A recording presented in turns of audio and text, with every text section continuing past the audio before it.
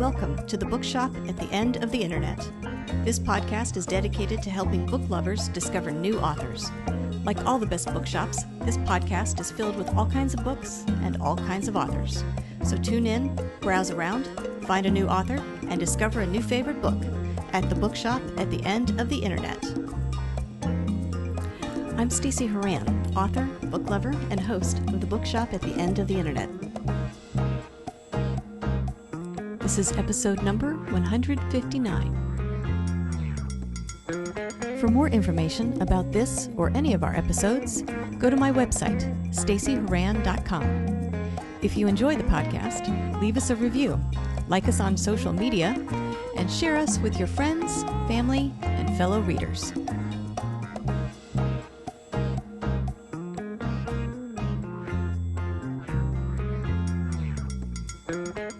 In today's episode of the Bookshop at the End of the Internet, I'm chatting with author Michelle R. Young about her latest young adult novel, Soul Cogs.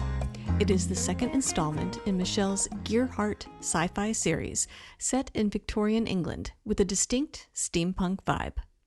This book picks up where book one left off, and the characters are on the run during a very dangerous time. You can expect new characters and lots of new adventures for both the heroes and the villains. Michelle describes Soul Cogs as being a roller coaster, not just for the reader, but for her as a writer. The book went through numerous drafts, and Michelle incorporated lots of input from her beta readers, who she credits with keeping the characters consistent and the story on track. In this episode, I'll chat with Michelle about her writing journey, how she worked on developing her main characters both at their best and at their worst, and the community of writers that have become one of her favorite parts of being an author, as well as a few other things. Coming up.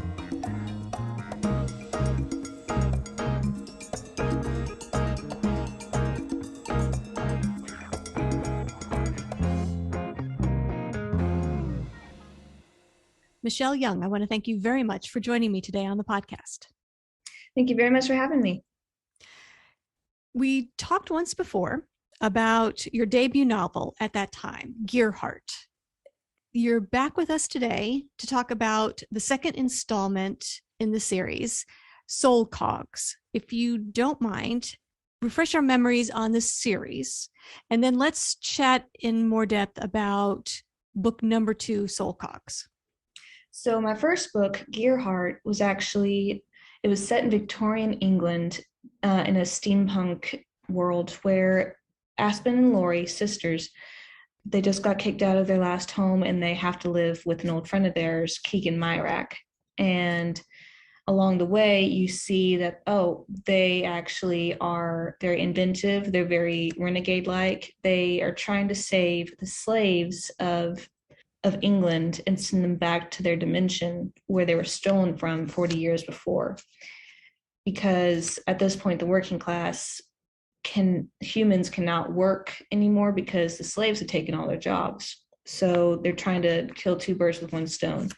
But what they're doing is illegal. So as they're going through their town and trying to save them, also trying to make a multidimensional transporter to get them back home, they're on the run from the law and they're trying to hide in plain sight. So it follows their story and just everything that happens, the romance and the adventure and all the danger that goes along the way. And they find out a lot more about their family than they thought they would. And there's so much to detail. I can't spoil everything for you guys, but that's what you should know about this one. And that there is a very, very hefty ending to the book where you can tell, okay, they can't stay here anymore. They have to leave now. And that's where Soul Cogs comes in. They are now going off to London in incognito. They're hiding from the law even more now. Everyone thinks they're dead. And they're trying to keep it that way so that they can keep working without anyone knowing that they're still around. And in this book, I've introduced a bunch of new characters and I've put them on totally, completely different new missions, which is really exciting because they're going into places which, as a kid, I read books about mills in England and in the States whenever they were first around. And they are these colossal, very dangerous machines that they would put even like children on, and they would lose limbs, fingers. They could die because the spindles you can get your fingers and your limbs caught in them, and there's nothing you can really do about it except for turn the machine off and hope for the best. But in this book, I was able to highlight that, and I'm not going to say who, but one of the characters gets hurt by the mill machine as they're on a mission there. And it is very, very advantageous for their character. It's very important to show character growth because of what happens to them. So it'll be interesting to see how people react to that. They may completely hate me, but it really did need to be done to really help this character realize their own self-worth is not about just their appearance. So this will really help them in that and help them grow. I have so many new exciting things going on for the third book now that I finished this second one, and it's out to buy right now, actually. And it details that at the end of this book as well, where they're going to be going. There's a small hint of that, and there is something huge that is going to be a real hindrance to Aspen, my like one of my favorite main characters, really. She is a Enneagram 8 who's a challenger, and they love being in control. And the third book is really gonna she's really gonna struggle with that because of what happens at the end of this second book. And let's talk a little bit about the development of the characters, because when we were last speaking, we talked about how the characters for you were crucial. They were really the main things holding up your story, and you developed the plot around the characters. So bulk of your work went into really understanding your characters and developing them fully. How has that changed at all for you with book 2 and now as you're working on book 3? Has it been consistent? Have you deployed any new tactics in developing those characters? And is that still what you do? Characters first, plot, and everything else second? I would say so, yes, because it's the characters that make the book real, more enjoyable. When you have shallow characters in a main plot, it's like, yes, that can be interesting, but it's harder to feel it. It's harder to dive into it when you have like a paper doll character, is what the term is sometimes.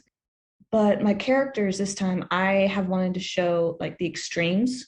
So who are they at their worst or most stressed or most scared? And who are they at their best performance, where they are in the zone, they are going at it and giving everything they got, and they know what they're doing. And it was really, really fun to do that because I was able to push my limits as a writer too. It's like, okay, I have to describe this extreme emotion of PTSD, or make sure that flashbacks are peppered through in the right areas while you're still listening to the speech of other people. I had to do some research on PTSD and how it's like, okay, how can it be seen or portrayed, and how often does it occur for some people, and like finding something that makes them tick. It could be a loud explosion, a simple word, or even a smell, or a tiny little sound. So that I showed through Keegan a lot. He has gone through so much in the first book that it's highlighting a lot in the second, and has PTSD. Now, so the girls, when I've highlighted it less on them, they just it's mainly shown through their nightmares for the girls. But Keegan, he has been a lot more physically angry. He's even lashed out a bit, not so much to the girls, but to like other people and in different situations. And it was really, really fun, actually. I feel terrible for saying that, but it was for showing it, because I was able to learn how to write pain and PTSD a lot better. And I even got a little emotional at some points. But that was one thing that I was really excited about, was branching out and being able to paint the scenes of the extremes for each of my characters. Let's talk also about crafting villains. How is the approach to your villains different from the heroes of your story? So I like to mirror my villain to my main hero. So like I said earlier actually, Aspen is a Enneagram 8, and so is Damon, who's the villain of the story. So they show each other's best and worst. So there's Aspen, she never gets as bad as Damon, but it's shown that she could. Damon, whenever we're at the end of the first book, you can tell, okay, he's starting to lose a bit of control. He is getting way more eccentric in how he handles things, how he's trying to catch them in the act and keep control. When an Enneagram 8 type 8 person feels like they're losing control and they're at the end of the rope, and it's like it is now or never, high strung, and things get very extreme and it's unhealthy, they get murderous, barbaric, and dictatorial, which you can clearly tell at the end of the third book, because he is kidnapping all of the Demi's slaves that were just saved and rescued by our trio, as well as taking them into custody and basically like letting them be tortured. So he pulls out all the stops. He does not care anymore. As long as he gets what he wants, he will do it, which is the opposite of Aspen. And in the second book, I've actually highlighted that because there is a scene where they're trying to find a lost friend of theirs in the city who they thought was dead.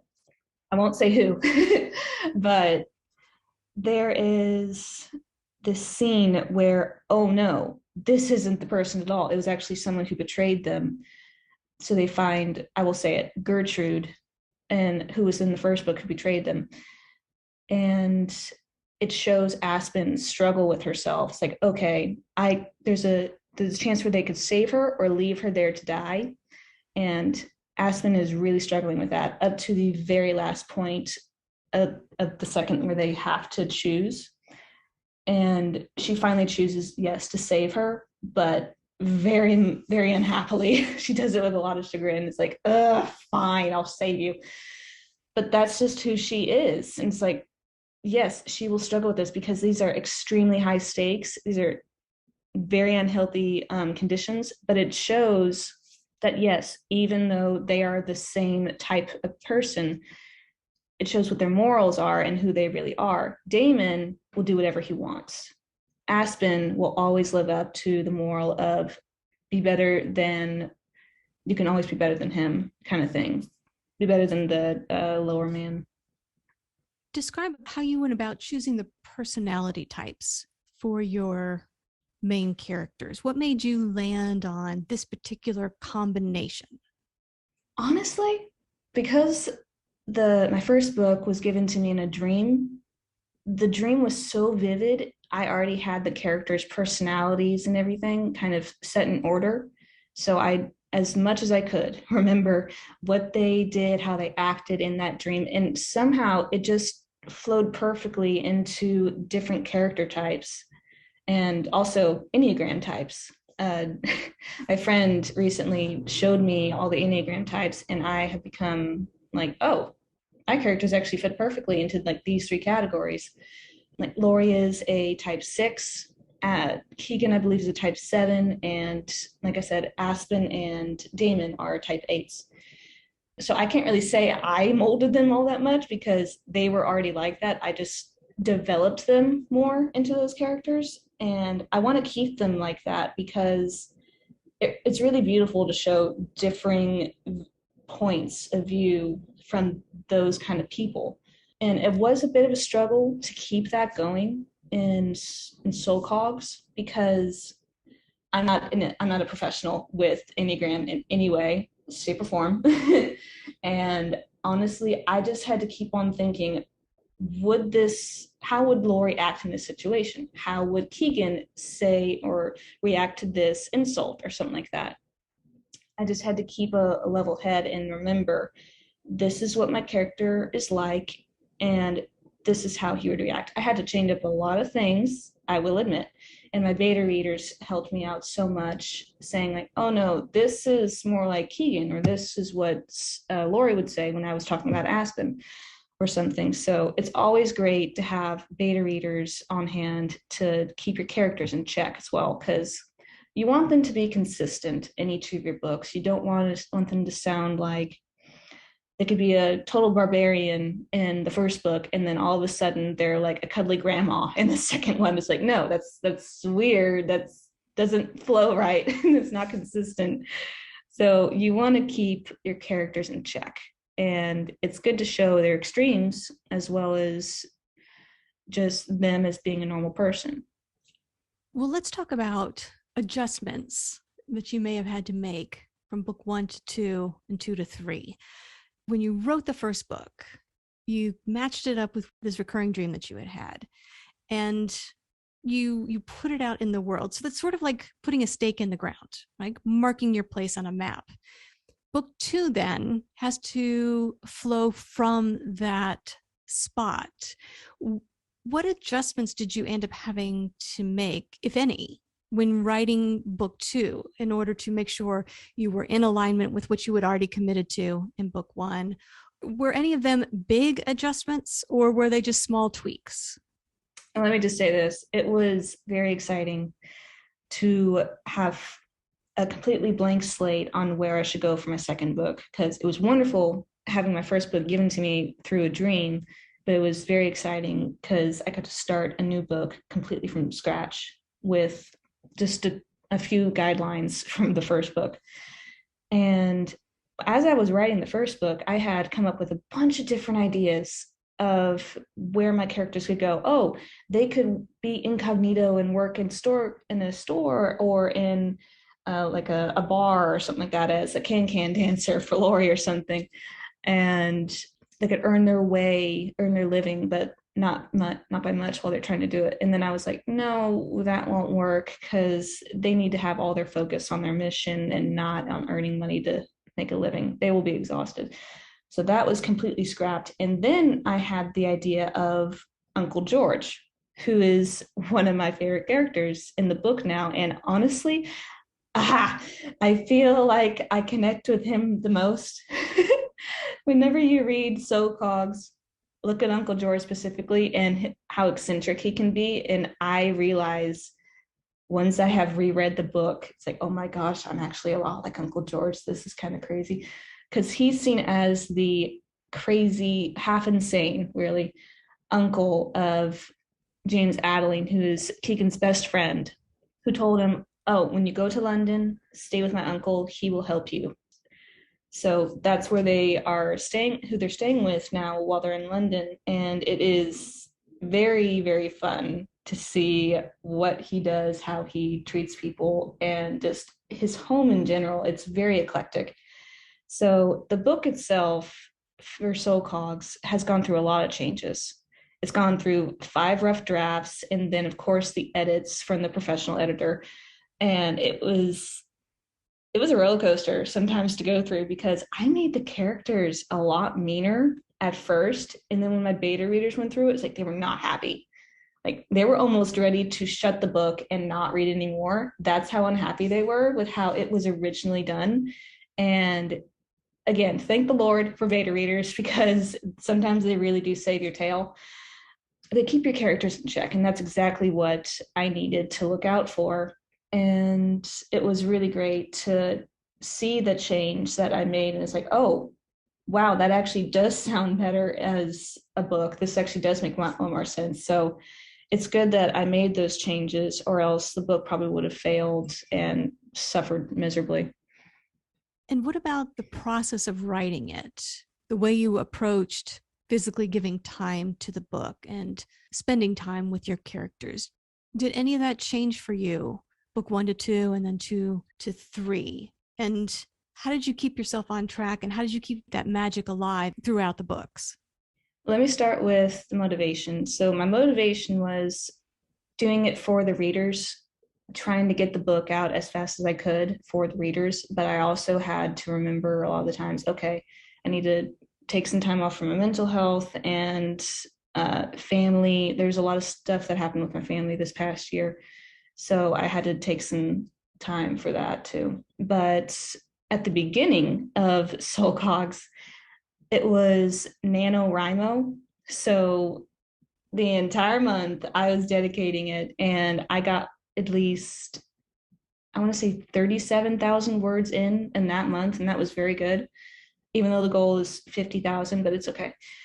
So I did get a lot written in just 1 month, and then it kind of petered out because I was also trying to work on the marketing for my first book and all the publishing stuff that went with that. But I tried to keep the 2,000 words a day rule with myself. Most of the time, it would average out to 1,500, which is still very good. But all of a sudden, there was this huge gap where I would like take a few weeks off and then try and start again and get a bunch done, and then take a few more days or weeks off, and just it became very inconsistent, and I did not like that at all.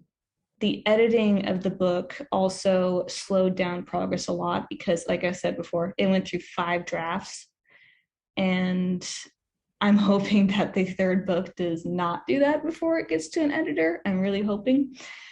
So fingers crossed on that. But I really do want to try to do the whole 2,000 words a day and keep it consistent, because that will be able to speed up the process so much more.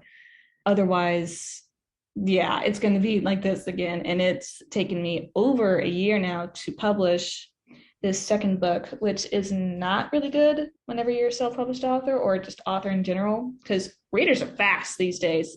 I can barely keep up myself. But yeah, my motivation was it's for the readers, and this is also for your future, because I want to be a full-time author and artist one day. So I had to think about that. The sooner you publish this, the sooner you are to the next step in the third book. So that was my process for the whole thing, really. And this may be jumping the gun a bit, but you are working on book 3. So the trilogy, the Gearhart trilogy, will come to a close here in the not too distant future. Do you have plans for books beyond this? And how do you feel about tackling another series? Oh, I have many, many books set for this. So as I've been writing on these, I have had so many different ideas, 23 about novel or new series ideas for future books that I really want to dive into. And it's going to be so hard for me to pick from as a new book series or standalone or whatever. So those are only novels. I also have children's books ideas that I think I think that's what they'll do next. I want to publish a children's book and then do a novel or a series and then publish a children's book. So one after the other, keep it consistent, kind of like that as a pattern. Yeah, that's what I have. So total, I have 33 new ideas for books, both children books and series and novel ideas, which will be interesting to see how they play out in the next few years and which ones I scrap or completely fuse together, because that has happened with a few of them.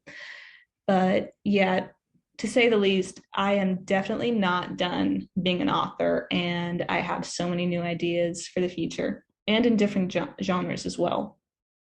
On this writing journey that you've been on, what have you found to be the biggest challenge or the thing that you tend to struggle with the most? I would say time management, possibly, because I have both ADHD and dysgraphia, which makes it hard for me to get the words in my head onto the paper. So, and makes me slower than the average person in writing. So that has been a hindrance to me, but that's been like that all my life, which writing books has helped me crack that a lot more. Although it can still be hard to get over sometimes, especially when, oh, you have an appointment later that day and your mind is on that. Okay, I got to get ready at this time and this point, had to be over here. So I have my mind on that, even though you're trying to get just a little bit done right before you have to go there. And it's really hard to get into that kind of mind space. Although, and then there's some points where I had been driving and I had to pull over and write for an entire hour because it just comes to me like that. So it can be time management, but it can also be you just don't have, the story just hasn't come to you yet. Because I'm more of a pantser writer rather than a plotter. So it's just having the inspiration come to you. And sometimes it does not come to you for a long time. So you almost have to force yourself to write, which you may end up completely scrapping, which is what happened to the first idea of Soul Cogs, actually. Let's try the flip side of that. What do you find to be the best part of this writing journey? The creativity of it all, being able to branch out into different avenues, seeing all the opportunities that you can connect with other people as well, and just seeing how you can grow as a writer. Because I have, like I said earlier, I have branched out of my writing zone. I've learned how to write pain, PTSD, all these extremes for my characters, and it's really interesting to see that. And whenever you read it back, it's like, oh, goosebumps. So it gets very exciting. And but yeah, the community itself for writers, it's really wonderful. If there are toxic sides, of course, but there's always a toxic side to anything. But finding the good groups who are always helpful and uplifting and always want to help you go forward just like you want to do for them, those are the ones who make it all worthwhile. And it's really wonderful to find them, because if you have any questions, there's always someone out there who can help you. And if people want to learn more about you and follow along with your journey and learn about new releases and that sort of thing, where can they go to find you? They can find me on both my website, mypureart.com, it's one word, and my Instagram, which is mypureart_shop. And then I also have a author Instagram as well, so they can find more specifics there, and that is Michelle R. Young _author on Instagram. Those are my main two where you can find all the stuff. And I'm now posting a lot more reels, which are a lot about my book. So that's always fun to watch too. Good. And if people want to purchase a copy of Soul Cogs or start with the very first one, Gearheart, where can they go to buy them?